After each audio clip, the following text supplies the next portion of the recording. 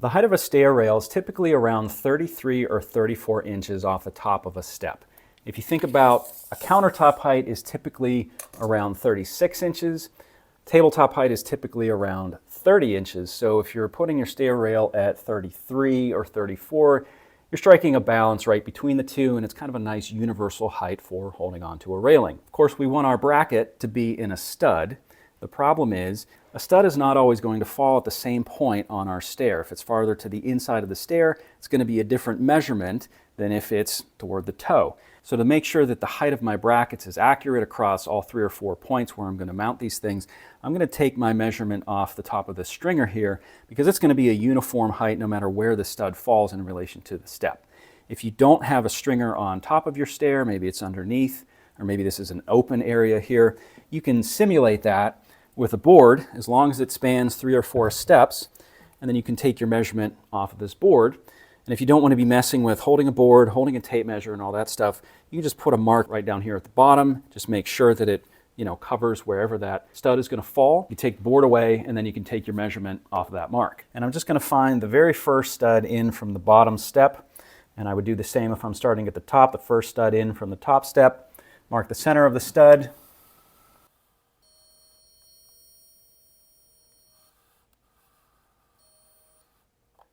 And if you don't have a stud finder, you can typically find where the drywall screws have attached the drywall to the stud.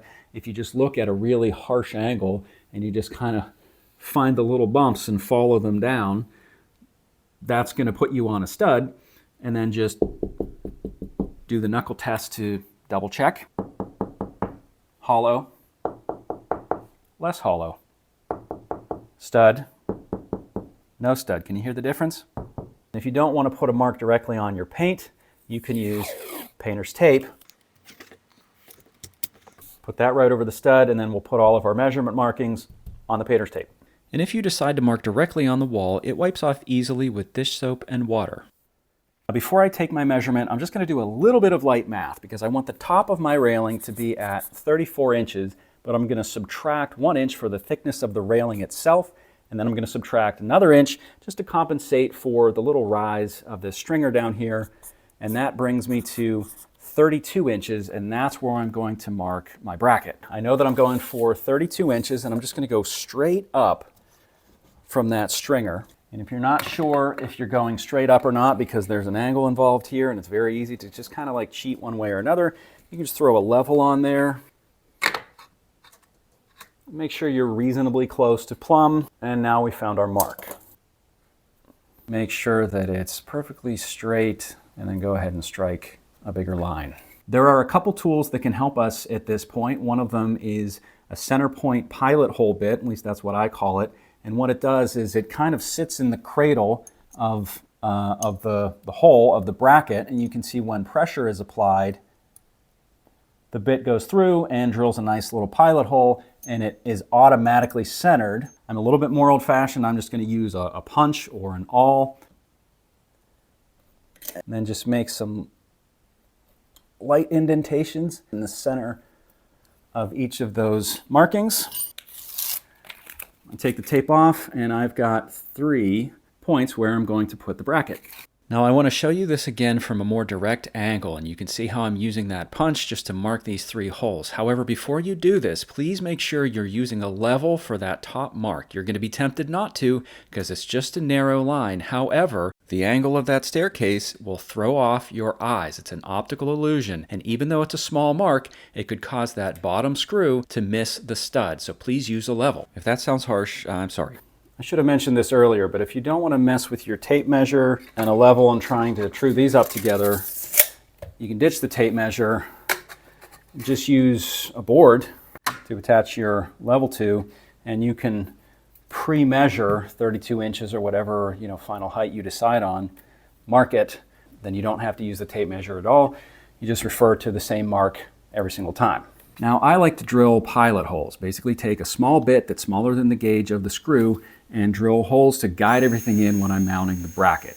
And some people are going to say that that's not necessary, which is true. It's not necessary, but the last thing I want is when I'm sending a screw with my impact driver for this to slip off and go into the drywall. This is a very prominent part of the house, and you can see the previous owner left some damage on the drywall that I've since had to patch, and it's very hard to get it perfect on a white wall, you know, with a lot of ambient lighting. It's just something I'm not going to take a chance on, so I do the pilot holes. You don't need an impact driver for this. You can just use a regular drill, but you do need a bit that's long enough to clear the nose of that bracket. I've put one in the storefront link in my description below. They're not expensive, and I've also included a drill bit holder so you can provide that extra stability as you're driving that screw in. And this just helps protect your hands. It helps keep everything aligned. It avoids mishaps, and these are some of the strongest bits in the world, and they're not expensive, so I definitely think it's worth it.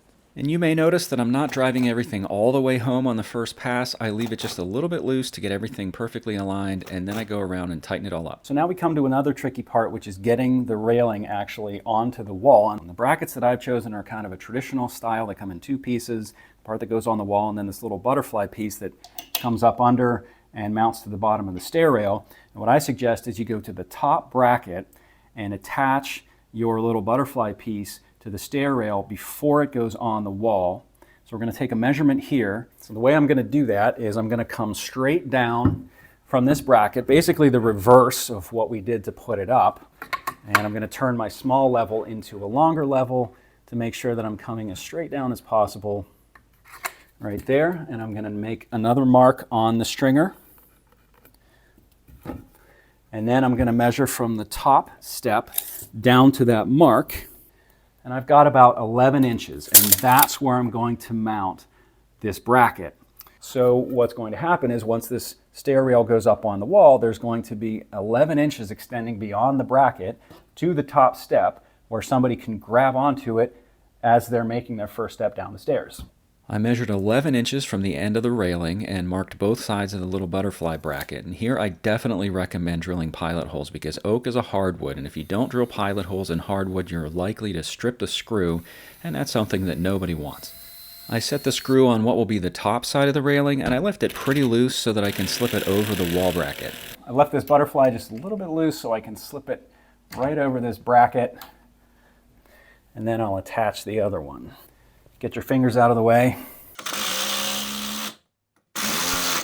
All right, now I've tightened that down pretty well. You can leave it a little bit loose if you need some play, and then come back and tighten it up later. Here's another look from the underside, and these butterfly brackets are meant to compress down on that wall bracket. So that's why I only tighten the first side down about 75%, and then I tighten the second side down all the way and then come back and finish off the first side. And that really compresses everything down. It clamps down on the wall bracket really nice and tight, and that thing is super solid once you're done. And this is yet another area where it would be extremely easy to slip off of this screw if you don't have pilot holes. Everything I'm using here I've linked for you in the description below, and if you're not sure about the odds and ends of things, you can hit that storefront link and it's literally got everything right there. You can just kind of drop it into your cart. This is an oak railing with one coat of polyurethane. They also come in pine, which is a little less expensive, but it's a softer wood, and so in my experience, these are prone to warping just a little bit more than the hardwoods.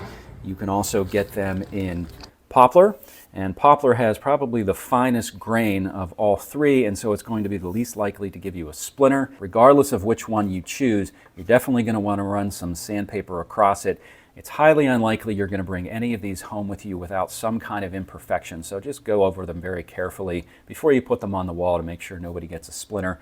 And I definitely recommend coating them with either polyurethane or polyacrylic, which is a little easier to work with because it's water-based. So if you see a crack or the grain starting to lift or anything like that, you can just kind of paint some wood glue in there. If you don't have wood glue, you can use Elmer's glue. Wrap it with some painter's tape really tightly and let it dry, say overnight, and then take some sandpaper across it. You should be good to go. I actually had to do that on this. I didn't film it, unfortunately, but just had to fill a little bit of a crack kind of on the back side. Taped it overnight with some glue, and it was good as new in the morning. I went with oak because someday I'm going to replace all of these stair treads, and I'm going to do that with oak as well. So at that point, everything's going to match. Most houses with 8-foot ceilings are going to have staircases with a 12-foot run.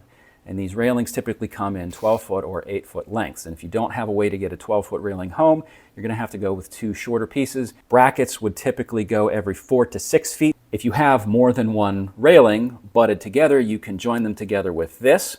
But this is not meant to bear any weight. This will just kind of keep them nice and flush with each other. When you're holding onto the railing going down, it'll be a little bit smoother than if they're both kind of floating independently. Well, I hope you found this helpful. If you like videos that get right to the point and save the talking for the end, then I'm your guy. Thank you for building with me, and I'll see you on the next project.